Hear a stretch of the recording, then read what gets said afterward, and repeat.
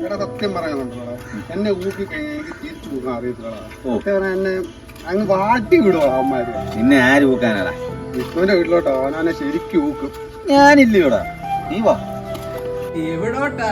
ഈ മരവാഴയും കൊണ്ട് എങ്ങോട്ടാ?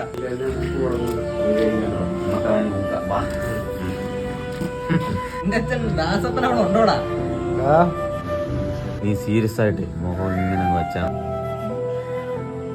ഇതാ തൂറാൻ കിട്ടുന്നു മസിൽ വിറാ.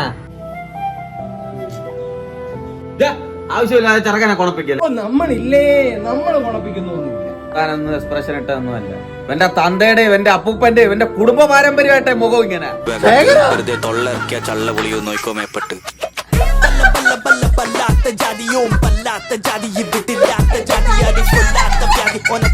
പിന്നിലെ